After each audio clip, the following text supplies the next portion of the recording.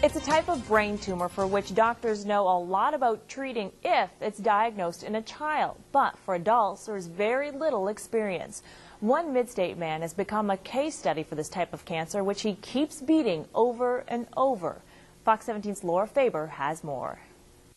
Sarah, Chuck Wilson is a 7-year survivor of 5 brain tumors. They come back. Doctors at St. Thomas keep making them go away. And Chuck keeps on living and running a company in Hendersonville.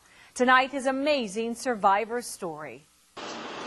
For the past 11 years, Chuck Wilson has served as CEO of this Hendersonville company.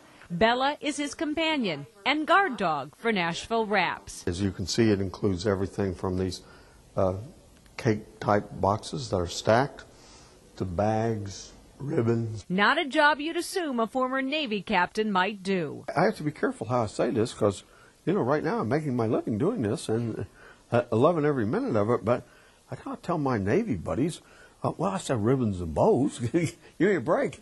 I'm a foo-foo merchant.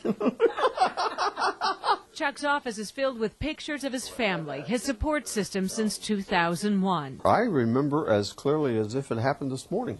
Chuck, I don't know how to tell you this, but you have a brain tumor. Chuck Wilson was diagnosed with medulloblastoma, the most common brain tumor in children. In adults, it's rare, less than 2% of all malignancies.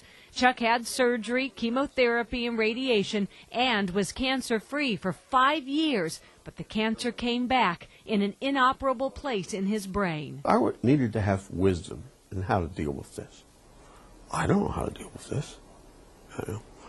I know what to do if a Russian submarine is trailing your ship.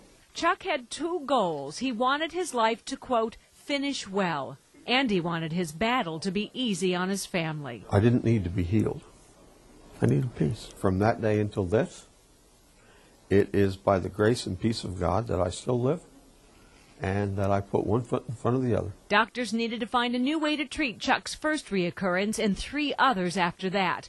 He was sent to the brain and spinal cord tumor team at St. Thomas Hospital and a new machine called the Novalis Brain Lab, at the time one of only 15 in the country. It's an ability to provide a very potent, very precise, accurate, shaped beam of radiation to any target in the brain without having to make an incision. Neurosurgeon Steve Abrams says the beauty of stereotactic radiosurgery is not what the beam hits, but what it misses. This image of one of Chuck Wilson's tumors shows how the radiation was tailored to fit its exact shape, and it's worked every time. He's already off the bell-shaped curve in terms of expectations. We're actually very optimistic because we don't have a track record to rely upon, and he has responded so well with the treatments thus far. His recurrences are outside of previously treated areas. It's not as if his recurrence comes back in an area that has already been treated. So as long as we have stereotactic radiosurgery to affect that, then we feel like we can keep going. And so will Chuck Wilson. He's become an advocate for cancer patients and is one of the leading fundraisers for the American Cancer Society. Chuck Wilson hopes he can impact as many people as he can before his time is up. While I would never have wished to have cancer, having had it, I wouldn't trade the experience for anything in the world. After his cancer diagnosis, Chuck and his wife Sandy formed an organization called Sewn in Love.